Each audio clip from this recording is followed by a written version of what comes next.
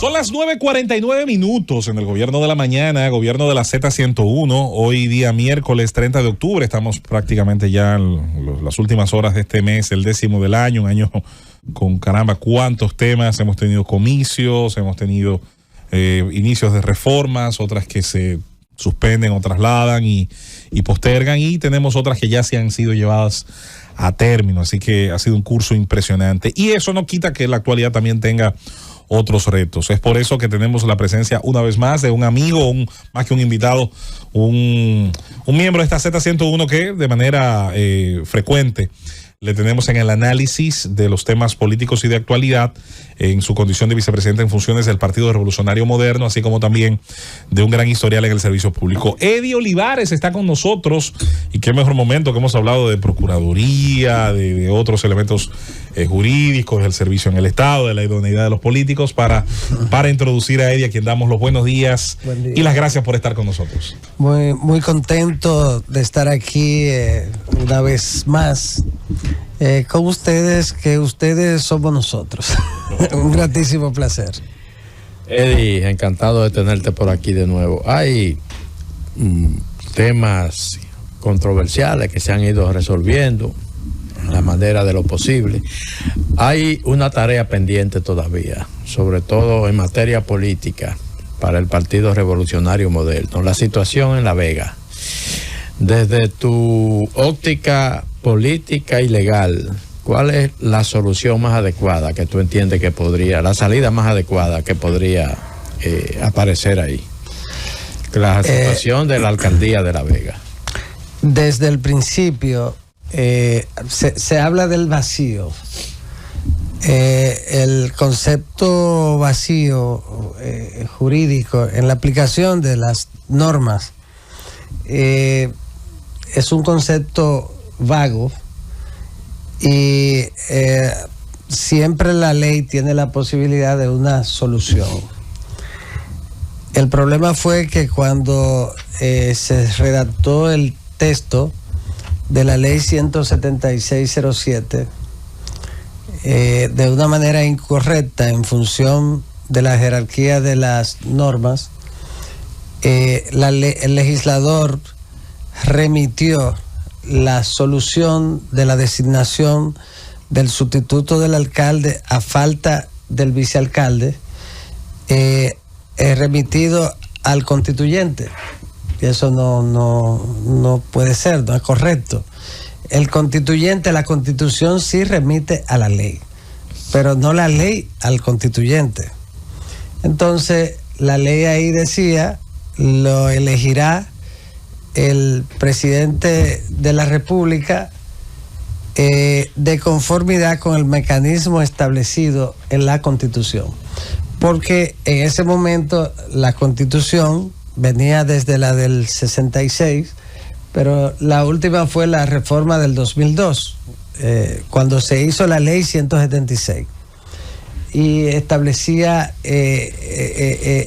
la Constitución, el mecanismo de la Constitución era que la designación la hiciera el presidente de una terna enviada por el partido al que pertenecía o que había ganado la alcaldía, que al final de cuentas los cargos son postulados por un partido político y no puede ocuparla un partido que no sea el que ganó. Entonces, en ese sentido, lo correcto, el mecanismo había sido ese, el presidente. Y por supuesto tiene que ser de una terna del partido que ganó esas elecciones. Lo lógico en este caso era que, como la 176 establece que es el presidente, pero en la reforma del 10 se borró el mecanismo que estaba establecido en la Constitución anterior, desapareció. Al desaparecer el mecanismo, sigue el mandato del legislador. Lo correcto era que la ley 176 se le diera prioridad y en función de ese impacto se resolviera. Pero como ese era un impacto muy de casuística que se produjera esa situación, porque la sucesión natural del alcalde es el vicealcalde. Sí. Es natural. Y sencillamente asume en la sala capitular. En razón de lo anterior, lo correcto era que se aplicara como había ocurrido hasta ese momento, que el presidente de una terna remitida por el partido decidiera por decreto de esa terna quién debía sustituir al alcalde a falta del vicealcalde, que fue lo que pasó. Bueno, ese es el criterio de nosotros. Alguna gente plantearon la posibilidad de que fuera el Consejo de Regidores. Yo no estoy de acuerdo, mi querido hermano Aníbal, no estoy de acuerdo, porque el Consejo de Regidores es un organismo del ayuntamiento que es una institución que tiene dos salas: la ejecutiva, que encabeza el alcalde, y la normativa de regulación, que es el consejo. Entonces, el consejo no tiene esa potestad. Y tenemos también la dificultad de que la Constitución de la República, que el constituyente se metió en esos detalles, la Constitución de la República establece que la facultad del Consejo es de fiscalización, es una facultad normativa, pero en ningún momento se establece, como ocurre con el legislador o como ocurre con el presidente de la República, en ningún momento se establece que tiene potestad el Consejo para elegir o intervenir en la sucesión del alcalde, porque además el Consejo es distinto al Congreso. Pero la realidad es que tampoco lo tiene el presidente, tampoco lo tiene en la normativa actual esas No, potestades. la ley sí lo dice. No, la ley dice conforme al procedimiento de la Constitución, pero entre las atribuciones del presidente fue expresamente excluida esa. Bueno, pero la ley anterior, Claro. la ley anterior lo establecía. Ese fue el mecanismo. Y en el nivel de distrito municipal, inclusive, el constitucional también ratificó ese mismo mecanismo. Lo importante es que ahora, a la luz de esta modificación, que usted entiende que procede, porque ya ustedes modificaron la Constitución y establecieron que por ley. Bueno, pero la Constitución no se modificó para ese tema. Bueno, ni siquiera estaba previsto, pero resultó modificada para eso, porque lo dice. Bueno, pero al final de cuentas establece de conformidad con lo que con la ¿qué ley. Usted entiende que debe, que es lo correcto, no que la ley diga que de conformidad con la Constitución. Ahora sí hicieron lo correcto. Entonces, en ese sentido, está la posibilidad de reformarla. Si hubiese sido yo, lo hubiese elegido el presidente por decreto. Y era una solución, y el que quisiera que se fuera al Constitucional. Y el Constitucional no tendría otra solución que ratificarlo. Porque lo que tú no puedes, lo que no va a ocurrir es que se convoque a elecciones. Porque no existe ningún mecanismo legal para que se convoque unas elecciones. Pero porque no era más fácil, Eddie, discúlpeme, modificar la ley, en vez de la ley decir, de acuerdo a lo que establece la Constitución, que la ley estableciera la prerrogativa que se le da a la sala o se le da al presidente. No, lo correcto es ahora modificar la ley, sencillamente. Pero digo, o sea, y pero eso como no, quiera había que modificar la ley. Hay un proyecto de ley, hay un proyecto ya que no ha sido depositado, pero que es un proyecto que está avanzado, de la 176, que es una ley que ya cumple, estamos hablando del 2007 al 24 son 17 años.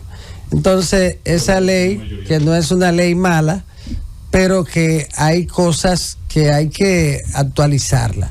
Y hubieron algunos, en el caso de los distritos municipales, hubo que hacerle algunos remiendos, son verdaderos remiendos, que deben estar en la ley. Entonces, hay que hacer una modificación de esa ley. Está avanzada, habría que hacerla corriendo, pero si el tema es que nadie quiere asumirlo de conformidad con este criterio, entonces lo que hay que hacer es modificar ese artículo sencillamente, y luego se hace una reforma más profunda. Pero el tema hay que buscarle una solución que siempre será en base a una terna que envíe el partido que ganó las elecciones. De modo que la posibilidad de convocar elecciones está absolutamente descartada por la Constitución y la ley.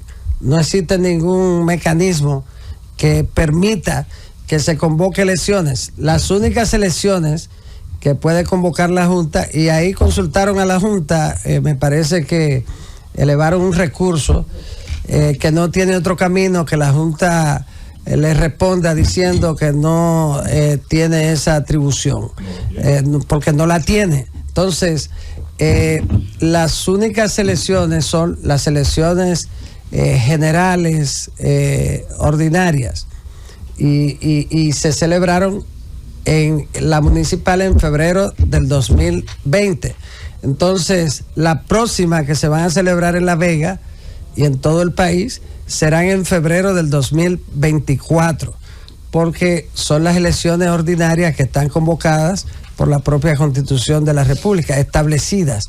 En ese sentido, la otra posibilidad de elecciones es a través de elecciones complementarias, y esas elecciones solo pueden hacerse dentro del marco de la celebración de las elecciones ordinarias, cuando los colegios sean impugnados el día de las elecciones por los partidos políticos o los candidatos. Entonces, después de esa impugnación, si la Junta Municipal acoge la impugnación, los afectados tienen el derecho de recurrir ante el Tribunal Superior Electoral. Si el Tribunal Superior Electoral entonces lo ratifica, se convocan elecciones complementarias, pero esas elecciones son por colegios electorales, conforme a que cambien el resultado de las elecciones. Fíjense, si tampoco cambian el resultado, no se convocan, porque la convocatoria de unas elecciones es un proceso muy... La otra convocatoria que se puede hacer son las consultas populares, pero no existe otro mecanismo. Yo me he sorprendido cuando alguna gente hablan de convocar elecciones, que el PLD y Fuerza del Pueblo y sus aliados convoquen una rueda de prensa para generar el ruido y el cuestionamiento político que es natural, eso no natural, pero que es parte de la lucha partidaria. Eso se entiende, sabiendo que es un bulto que están haciendo, pero que se plantee la posibilidad de elecciones, para mí ha sido una sorpresa, porque eso está clarísimo que no existe ninguna posibilidad. Eddie, esta mañana hablaba Khalil sobre un legislador que había propuesto un reconocimiento a Daddy Yankee, y también hablábamos de la propuesta de Dio Astacio de ponerle el nombre Palín a la calle número 5, pero también veo un legislador de Ocoa denunciando... ¿El nombre de quién? A la mamá del lápiz. Palín. Pero también veo un legislador... La pregunta. El lápiz consciente. El lápiz consciente. Ustedes de Santo Domingo. Falleció la abuela. Falleció su abuela, que la verdad es que yo soy de la gente que siempre lo veo hablar de su abuela y me resulta súper importante el amor de un nieto a su abuela, pero eso es historia aparte. Después le explicamos un poquito más. No es historia, déjame decirte ahí. No, pero es que esa no es la pregunta, pero es mi pregunta. Importa, sí, porque está en el aire, mi querida hermana. Mira lo que pasa. La señora, yo no sé quién es, y yo soy de Santo Domingo Este. Vivo allá desde que tenía 6 años de edad. Y vivo allá. Nunca me he mudado. Toda la vida he vivido allá. Yo no sé bien quién es la señora. Murió a los 106 años, fue a los 102 años. Probablemente fue una profesora o fue una enfermera con un gran servicio dentro del sector. Una callecita donde ella vivía puede llevar el nombre de ella o de cualquier municipio que haya sido distinguido. Ahora, si es porque sea abuela del lápiz, del artista clásico más importante del mundo, por ser la abuela, eso no. Eso no. Ahora, si la señora, que yo no puedo decir ni que sí ni que no, reúne las condiciones, yo soy el primero que la apoyo. Pero no por ser la mamá de la Consciente. Que me imagino que el caso de Dio Astacio no lo hizo porque sea la abuela de él, ni porque haya sonado en redes sociales, porque tampoco llegará a esta cuestión de que cualquiera que aparece en redes sociales, bueno, que tenga el mérito como municipio, que probablemente lo tiene. Probablemente una señora que vivió todos esos años, lo vivió en Los Minas y tiene todo el mérito y la quiere, probablemente, yo no la conozco. Entonces, pero que descanse y para hacerlo, cuando una persona muere, para hacerlo antes, el ayuntamiento solo lo puede hacer después de los 5 años por resolución. Antes de los 5 años tiene que hacerlo el Congreso Nacional. Claro. O sea que eso. Pues voy a mi pregunta. Esa es la propuesta de Dio y la respetamos, pero también veo al legislador Aneudi de Ocoa denunciando que las calles de Ocoa están deshechas. Mira, déjeme hacer la pregunta, Eddie, por favor. Yo voy a solicitar y un llamado a los regidores del Distrito Nacional. Hay figuras. Don Héctor Aristi. ¿Usted sabe quién fue don Héctor Aristi? Claro. El ministro. Don Héctor Aristi fue el ministro de Abril. Era el asistente, asesor del coronel Francisco Alberto Camaño. Fue un hombre extraordinario, la figura dominicana quizá más reconocida internacionalmente en la lucha contra las dictaduras, etcétera. Todavía no existe una calle del ministro de Abril. Yo creo que ni siquiera en Asua.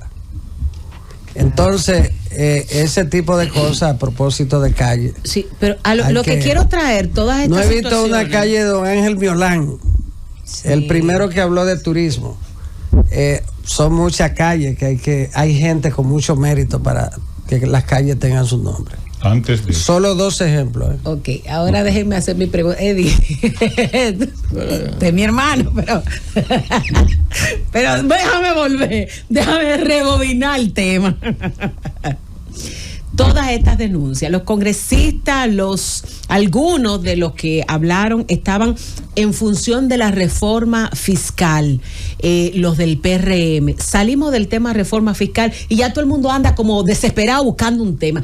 ¿Qué es lo que pasa? No hay una ruta dirigida entre los dirigentes funcionarios y legisladores del PRM, no se están haciendo esas reuniones de ver cuáles son los temas que deben ocupar al gobierno, al partido y a todo ese conglomerado. ¿Qué es lo que pasa? Porque siento a todo el mundo como diverso. ¿Y la calle de Ocoa? Sí, pero que No, la calle de Ocoa, lo que quiero es el punto es, siento a todo el mundo disperso. Así es. Entonces, ¿qué es lo que pasa? No hay una línea de trabajo, no hay una línea política, no hay una línea hacia dónde caminar.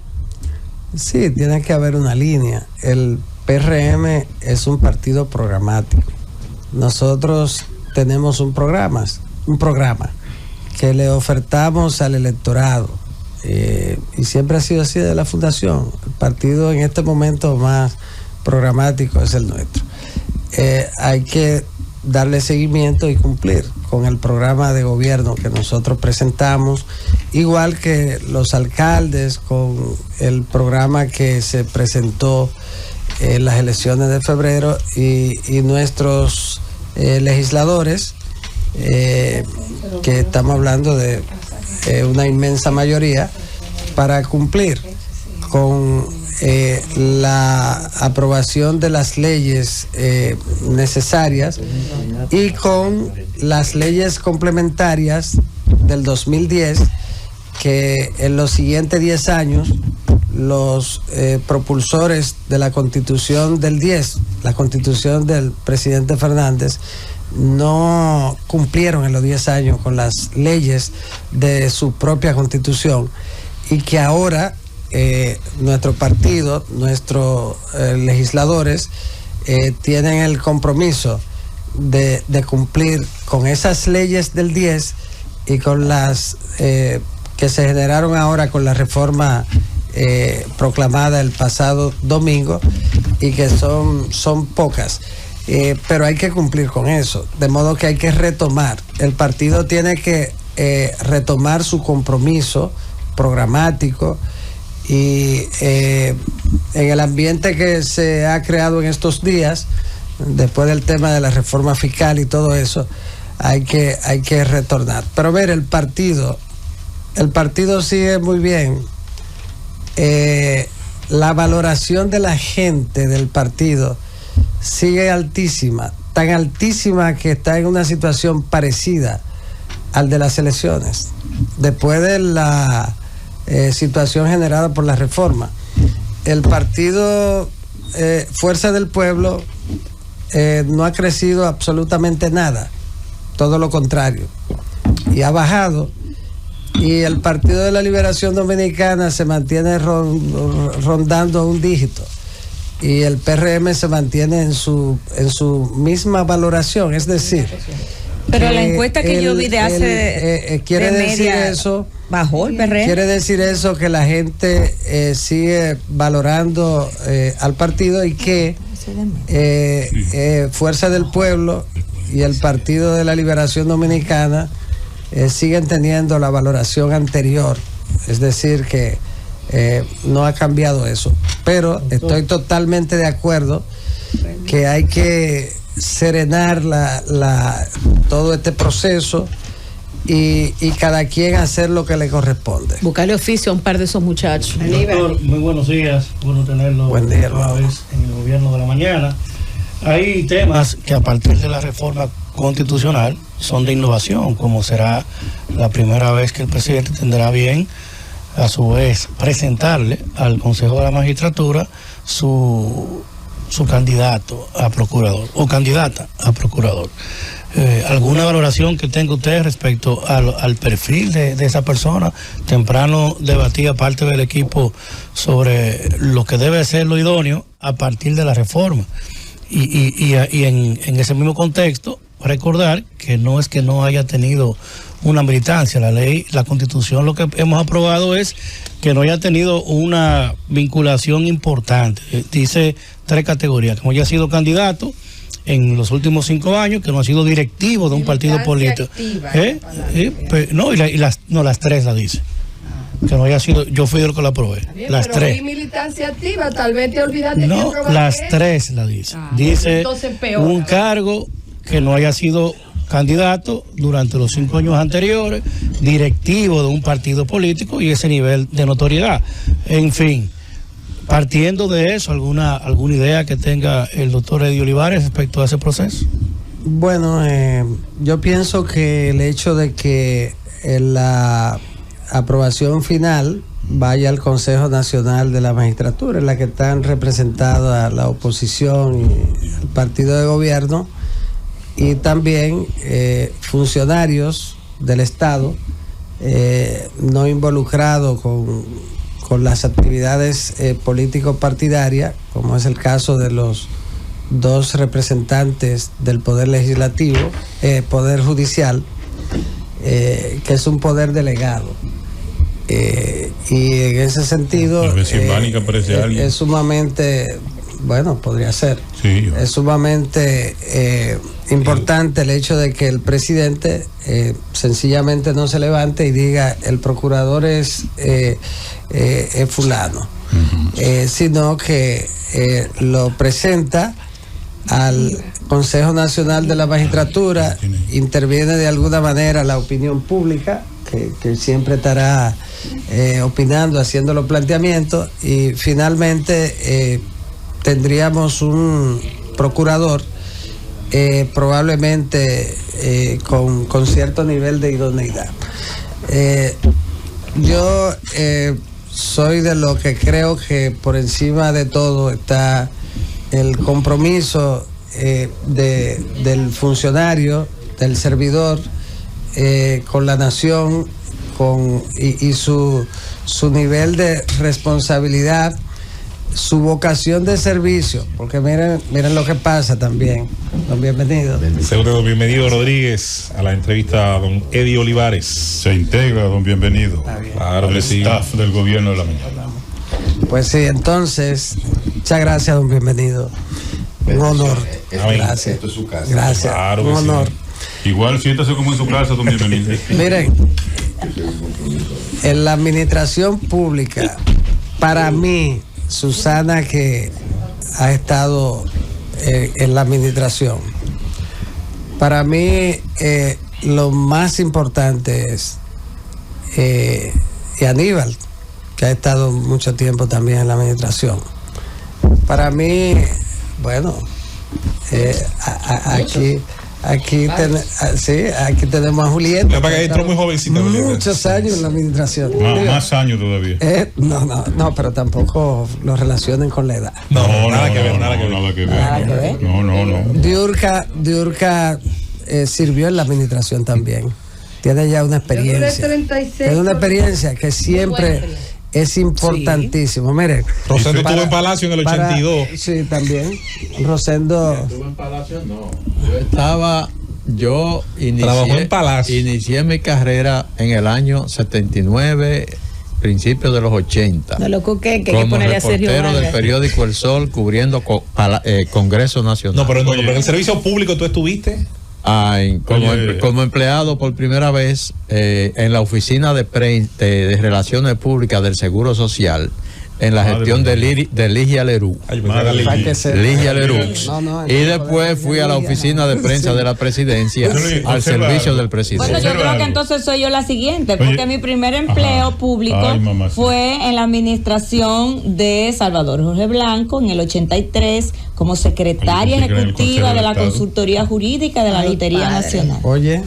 Cuando el camarada que entró en esos pensaba años. Que había sido. Oye, cuando una gente va a responder ya hace así. ¿Cómo hace Rosendo? Felipe Molino dominicano. Felipe tuvo en varias posiciones. ¿Y en Molino qué año? Yo estuve encargado de Relaciones Públicas de Molino Dominicano, estuve encargado de Relaciones Públicas del Ministerio de Agricultura. 1966. Mucho, una experiencia.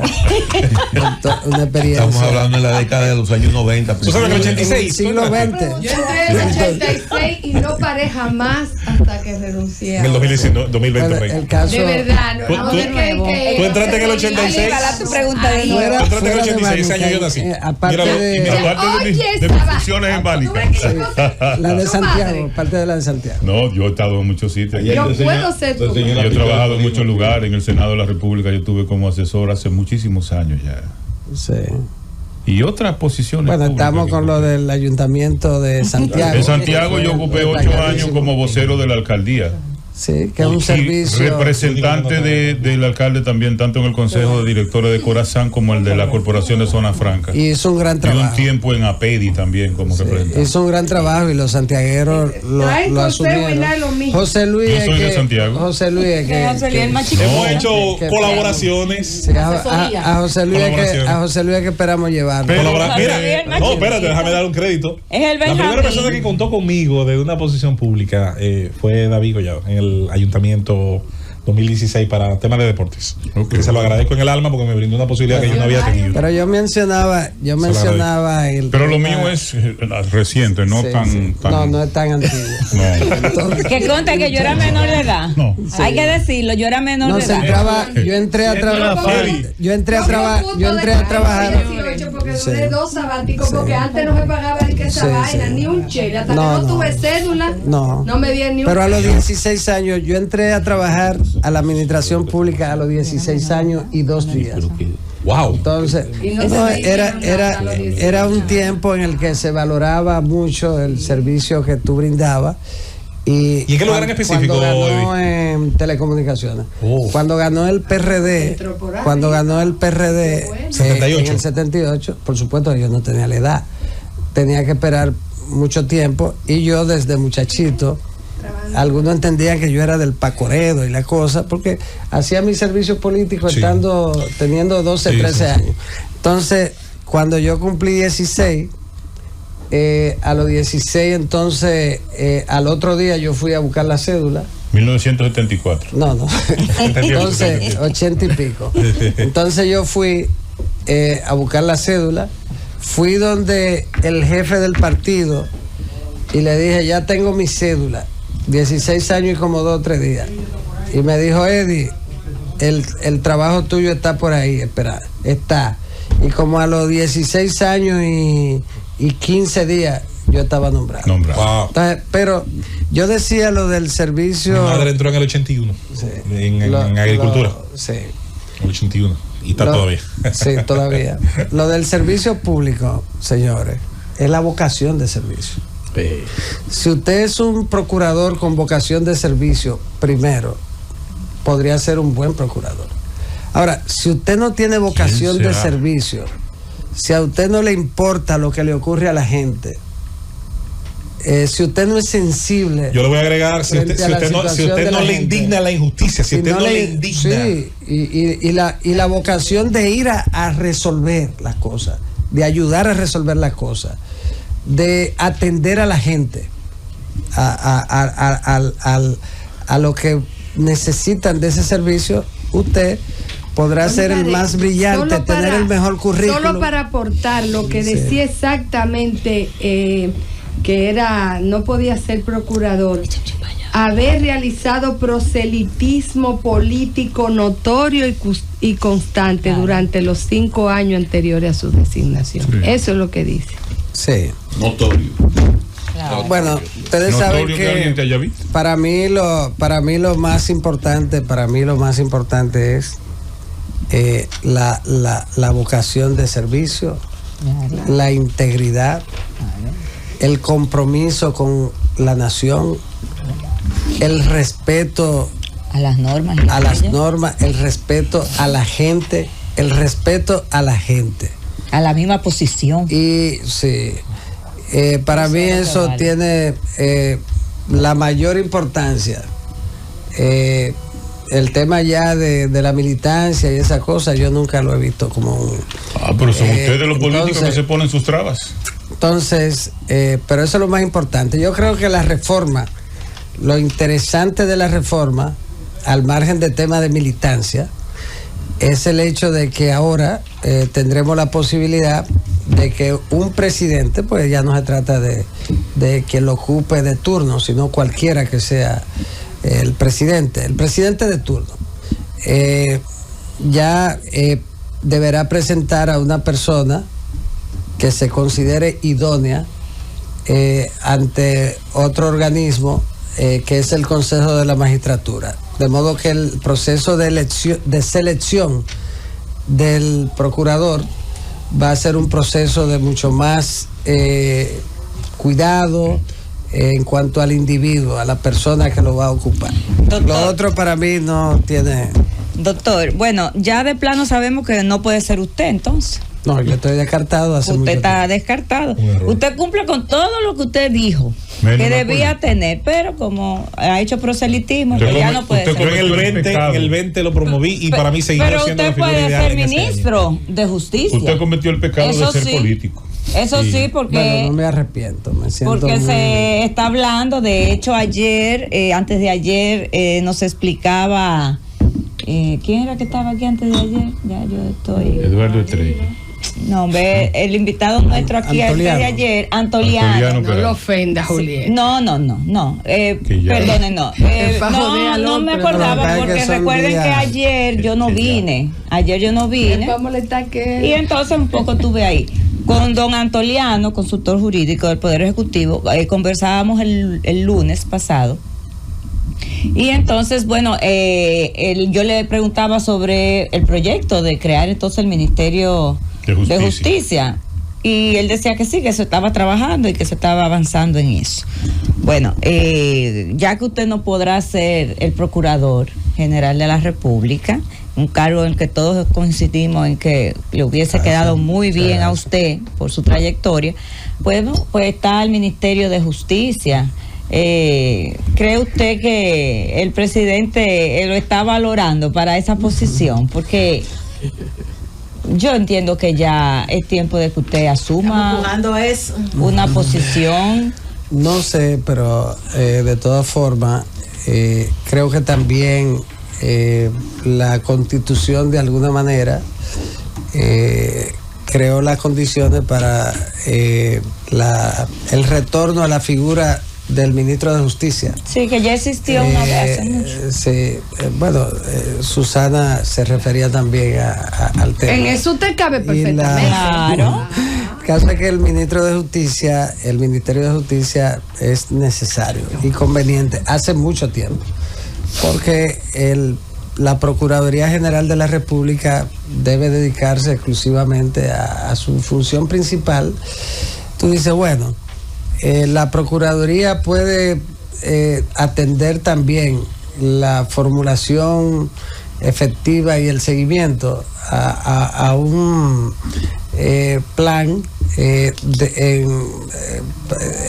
al diseño del plan del Estado contra el crimen. Bueno, lo lógico es que lo maneje una institución que esté concentrada en el tema de justicia, porque la función principal, la que le toma, bueno, Julieta, que tuvo mucho tiempo en la Procuraduría, es mucho lo que es su atribución principal, que es la de la persecución. Y atender... Es un modelo diferente, en otros países así. Sí, el Ministerio de Justicia funciona en casi todos los países. Aquí funcionó la Constitución fundacional, tenía como primero o segundo ministerio el de Justicia, y abarcaba, fíjese lo que era el Ministerio de Justicia: Ministerio de Justicia e Instrucción Pública. Es decir, la educación, que era manejaba la justicia y la educación. Entonces, luego desapareció, volvió y finalmente desapareció en los 50. Es necesario. Creo que va a ser un gran trabajo en lo que tiene que ver con la justicia.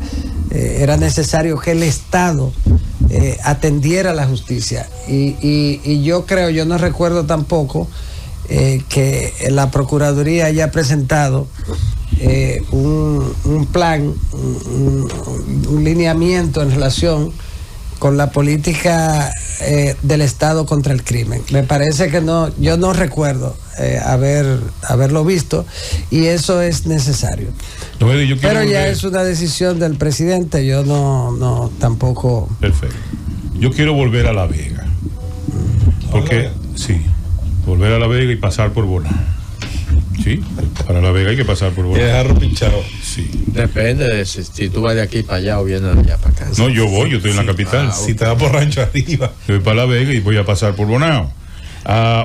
Se plantea una tesis de que la vicealcaldesa renunciante pudiera ser repuesta en su lugar otra vez. Que esa es una posibilidad que existe. Legalmente, ¿usted cree que eso se puede hacer? Necesitaré más tiempo para profundizar en en un enjundioso análisis. Usted tiene mi teléfono. Sobre eso. Usted tiene mi teléfono. Usted Yo lo llamo y le escribo. Exacto. Si eso ocurriera. Gracias, don Yo Eddie. creo que hay que buscar soluciones institucionales. Claro. Gracias, don Eddie. Don Eddie Olivares, tristemente dicen varios dirigentes del PRM hoy por diferentes vías que se amanece con la noticia de la muerte del ex concejal y comunitario Abel Elías Matos, quien fuera ex regidor de esa demarcación, y de hecho el diputado Jorge Frías admite que se encontraba en estado depresivo y frustratorio por las desilusiones a lo interno del PRM. Tenía disgustos en ese partido. Es también una denuncia, una queja de varios dirigentes, de la base de su partido, los descontentos con algunas decisiones. De hecho, Antonio Marte ha señalado cancelaciones masivas, lo hizo desde el Senado, en algunas instituciones. Usted, como alto dirigente del PRM, entiende que esto está pasando, el PRM va muy bien, la base de su partido, los dirigentes se sienten inconformes con esa organización. Abel era una persona muy ligado a mí, un amigo queridísimo. Su padre es un abogado de ejercicio pleno, el doctor Matos. Siempre disponible para la gente de los medios. Siempre. Es una figura icónica de Santo Domingo Este y fundamentalmente de los Minas. Ha vivido ahí todo el tiempo y fue director de bienes nacionales en el gobierno de Salvador Jorge Blanco, cuando ser director de bienes nacionales era también poder. Y él fue director de bienes nacionales. Es una persona, un verdadero ejemplo del ejercicio de la política y del derecho. Y Abel y un comunitario. Fue un comunitario. Y Abel fue un comunitario. También. Para mí es algo doloroso, desgarrador. Esta mañana levantarme con esa noticia. Abel era una persona activa, muy activo, siempre. Y le dedicaba su tiempo al ejercicio del derecho, por un lado, muy buen abogado, y a las actividades comunitarias y al partido. Un auténtico militante, todo el tiempo, toda la vida en el partido, desde muchacho. Sí. De modo que vamos a ver, cuando yo salga de aquí pienso volver a Santo Domingo Este para el PRM no ha colgado ir a la casa. Bueno, pero todavía fue esta mañana. Se colgará porque él es un militante, un dirigente del partido de Santo Domingo Este de primer nivel. Y además su familia entera dedicada, su familia, todos, no una en las redes, página completa en los periódicos merece, de modo que eso se hará. Pero de todas formas yo voy de aquí, vuelvo a Santo Domingo Este para ver la situación de la familia. Pero es muy doloroso para nosotros. Lo otro que era el descontento de la militancia. Que por eso se suicidó, dice Jorge Frías, que es un posible argumento. Bueno, no me parece que dijera que por eso. Eso puede haber tantas causas. Hay muchas causas. Eso no hay que esperar. Un suicidio es un. Pero vamos a esperar y a ver la familia. Ahora, lo primero es la familia, porque es un golpe muy duro. Y para su padre, a mí esa es la parte que más me preocupa, su papá. Ese era su muchacho. Y su papá. Yo conozco muy bien la familia. A mí, sí, porque éramos vecinos. Entonces, para mí, su padre es mi mayor preocupación en este momento. Okay, antes de terminar este segmento, ir a la pausa y venir con una ronda de preguntas. Estamos en un momento de muchos temas a la vez y surge también la elección de la Junta, ¿no? Y sus miembros, titulares y suplentes. Tampoco pueden ser políticos. Y una vez más es un momento importante, sobre todo por la experiencia acumulada por don Eddie en la Junta con respecto al tema de los perfiles. ¿Pudiera extenderse en demasía este principio de no políticos, de no militancia conocida ni expresa a todas las áreas? ¿O prefiere Eddie la idea de que, como en ocasiones anteriores, se busque el equilibrio? Es decir, más bien, si tenemos gente de una influencia, podemos tener a otro de otra y buscar esos equilibrios. En el pasado se hacía mucho ese ejercicio de tener, digamos, contrapesos, que yo creo que al final es lo más sensato. Pero parecería que vamos a tener para una parte de la sociedad siempre la idea de que no, si va a ser el juez de la Junta, si va a participar dentro de un organismo colegiado, tenemos que mandarlos a hacer en Ganímedes a los candidatos. ¿Qué prefiere? Y en el siglo XXI, en el momento que nos toca vivir, ¿cuál es el perfil idóneo? Bueno, son culturas. La democracia, cada democracia tiene su particularidad. Y en materia electoral eso se da mucho más. Imagínese usted que en la República Dominicana, igual que como ocurrió cuando se hizo la constitución fundacional nuestra, que era igual que en los Estados Unidos. Colegio electoral. A través de los colegios, los delegados electorales. Era igualito. Sí. La Vega tenía... Duarte tuvo mucha inspiración. Sí. Duarte tuvo dos inspiraciones importantes. La Constitución norteamericana y los fueros, es decir, los derechos de la hidalguía catalana. Que eso, claro, yo creo que eso fue clave para él. Eso y la enseñanza de un cura peruano, del que se habla muy poco aquí, que el nombre lo tiene un pueblo de la provincia, creo que de Julieta. Ajá. ¿Cómo que se llaman los municipios? Gaspar Hernández era un sacerdote peruano que lo mandó la Iglesia Católica a esta isla, y que fue de alguna manera el padrino en términos de ideas de organización política de los trinitarios. El tipo tuvo una influencia mucho más de la que se le suele reconocer en una generación importante de dominicanos. Creo que de esas aguas bebió Duarte. Sí, sin dudas. Aquí, por ejemplo, durante un tiempo eran 5 o 6 provincias. Azua era todo el sur. Era la provincia territorialmente más grande. Sigue siendo una de las más grandes. Todo pertenecía a Azua, de ahí para allá. Entonces, Make Azua great again. La provincia en la Constitución fundacional era la provincia de Santo Domingo. Claro. No el distrito, era la provincia de Santo Domingo. La única diferenciación, ¿sabe cuál fue? Que lo que hoy es todo el nordeste se llamaba Distrito Marino de Samaná. Tenía un concepto distinto porque sus propias condiciones geográficas siempre la diferenciaron. Sí, entonces ahí teníamos 7 o 8 provincias, incluida Puerto Plata, La Vega, la provincia de Santo Domingo, Azua. ¿Y el este se llamaba el Ceibo? Y el Ceibo, que era todo el este. Entonces, ahí... ¿Cómo ha cambiado, señores? Ahí entonces cada uno tenía, y algunos municipios importantes, por ejemplo, que hoy son de Puerto Plata, tenían también delegados. Entonces se votaba igual que en los Estados Unidos. ¿Bánica tuvo un delegado en la Constitución? Sí, se votaba. Apellido Jiménez. No, pero yo digo delegados electorales.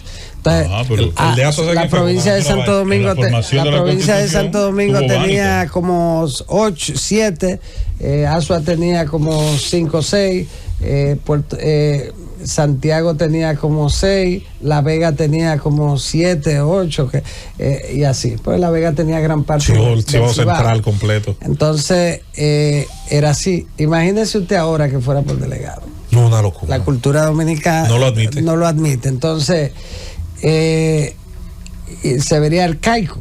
Además, un voto indirecto. Entonces, cada país tiene su propia cultura. En El Salvador, por ejemplo, no sé después de Bukele, pero y yo fui a varias elecciones allá, el tribunal electoral se cogía, el partido que ganaba tenía el presidente. El partido que quedaba en segundo lugar, el vice, y así era la composición. En Ecuador era el Ministerio de Interior. Entonces, en España, por ejemplo, las elecciones la organiza la Junta Electoral Central, la fiscaliza, pero el Ministerio de Interior, es el que organiza los procesos. Igual ocurre en muchos lugares. Aquí, en el caso nuestro, funcionó durante un tiempo en el que el Senado se reunía, se presentaban aspiraciones y se elegían los miembros. Exacto. A partir del 2016, me parece, entonces ya se decidió hacer estas entrevistas que se hace, y que lo importante es que no se hagan para tomarle el pelo a la gente, sino que eso fue lo que me molestó a mí, los resultados de la evaluación, claro que eso no. Entonces, pero lo más importante es que los integrantes tengan un compromiso con la democracia. Usted lo describió a la perfección. Y que no sean políticos, porque los políticos no sirven para nada. Bueno, mire, el representante de Bánica, para salirme de eso, en la primera constitución se llamó el señor Antonio Jiménez. Jiménez. Don Eddie, pero eso fue en la constituyente. Usted escribió a la perfección, yo creo que todos estamos de acuerdo, en la idoneidad la da el carácter, la independencia de hecho la demuestra el carácter. Don Eddie, vamos a culminar aquí esta entrevista. Yo creo que la República Dominicana va a estar expectante, como lo ha estado con todos los procesos de reformas, tanto los que se han sometido, los que han culminado y los que faltan. Creo que es una época de cambios. Hay un presidente norteamericano que mucha gente no recuerda, se llama James Polk. Los pocos que lo recuerdan por la guerra con México. Sin embargo, estudiosos han dicho que su gobierno fue el más influyente del primer siglo norteamericano porque hizo las reformas que posteriormente, con leyes y ordenamientos, se perfeccionaron para que el Estado de Derecho norteamericano se fortaleciera. Solo fue presidente 4 años, trabajaba tanto, decían que era el workaholic, que cuando terminó su gobierno y tenía planes de irse de vacaciones, él mismo murió. El desgaste, el estrés. Sí. Ese era James Polk. De manera que parecería que los buenos políticos que tienden a ser reformadores, a veces el presente no es el mejor termómetro, sino el futuro. Creo que estamos inmersos en un momento así. Yo pienso que sí, producto del momento, mucha gente no ha valorado en su justa dimensión la trascendencia de la reforma. La han visto en función de que son 11 artículos, lo inmediato, como siempre la competencia política, que es los 4 años, todo eso ha incidido para que los hechos que rodearon o que se han producido durante ese proceso, y ahora el día de la proclamación, que también habían otros hechos, otros acontecimientos que le quitaron la atención de la opinión pública, de la ciudadanía, pero tiene una gran trascendencia. Siempre se responde, bueno, pero es que la Constitución establecía 2 periodos y nunca más, y es verdad, es así. Las otras también, y se modificaron siempre, y la cambiaron. Entonces, ¿cuál es la diferencia? ¿Cuál es el encarecido? ¿Cuál es más difícil ahora cambiar? Para aprovechar decirlo, que es muy difícil, y usted dice, bueno, pero ¿está petrificado o no los 2 periodos y nunca más? ¿Está petrificado o no está petrificado? Había que ir a una consulta popular, a un referéndum, para que realmente quedara petrificado. Bueno, al margen de eso, ya usted tiene que sacarlo de esa cláusula pétrea. Tiene que sacarlo de ahí para poder cambiarlo. Pero por el otro lado, para mí, uno que es muy importante es el que establece, y ese no necesita, en ese los que sostienen que debió hacerse el referéndum no se refieren a él como necesario para un referéndum, que es el que establece que nadie podrá legislar, y ahí va el presidente y los legisladores, para su propio beneficio en lo que tiene que ver en lo que tiene que ver con la elección de su posición, de la posición que ocupe. Ese solo para mí ese es el más trascendente. Lo otro, la posibilidad después de Roosevelt, el modelo de nosotros en ese sentido, la enmienda del norteamericano, claro. la enmienda 22 fue la que al final de cuentas dejó sentada la cultura real de que son 2 periodos y nunca más. O 2 postulaciones. Y de 2 postulaciones. No, ahí pueden ser. No, 2 periodos. Es gobernar. En tanto que usted no ha gobernado 2, usted puede aspirar hasta que pueda gobernar. No son 2 postulaciones, sino 2 periodos, 2 gestiones. Entonces, esa parte fundamental, en el caso de los norteamericanos, a través de la enmienda número 22, con una trascendencia extraordinaria, en los Estados Unidos a nadie se le ha ocurrido que por haber sido presidente joven, haber gobernado 8 años estando muy joven, como Clinton o Obama, haber salido con una popularidad como salió Clinton y como salió Obama también, y decir, bueno, pero es que este hombre es tan popular, tenemos que aprovecharlo, que es imprescindible. Dicen que los cementerios están... Los únicos sitios llenos de gente imprescindible. Los cementerios están llenos de imprescindibles. De gente que uno creía que si se morían se acababa el mundo. Entonces, ¿qué ocurre en este país? No hay nadie imprescindible. Entonces, nadie es imprescindible. Entonces, para mí, ¿cuál es el aporte? 2 momentos extraordinarios del compañero Luis Abinader. 2 momentos, Julieta, extraordinarios del compañero Luis Abinader. Para la historia. Y esto no lo digo como PRMista, como amigo de Luis, no.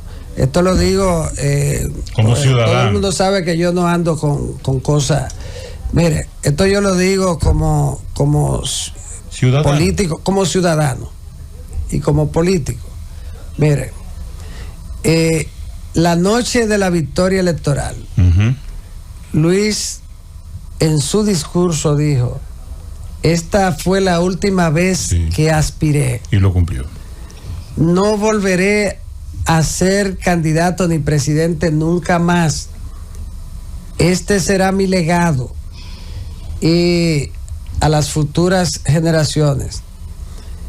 Eso era lo que sabemos, los que estamos aquí sabemos que eso era impensable hasta ese momento. Y cuando lo dijo, entonces nadie lo creía, porque decían, no puede ser posible. Y entonces, en ese momento, que nadie lo creía, yo no lo creí. Entonces se reunió y mucha gente, y dijo, bueno, los candidatos y todo esto, y luego entonces presentó la reforma, un momento también extraordinario, y cambió hay un antes y un después en cuanto al caudillismo. Eso es verdad.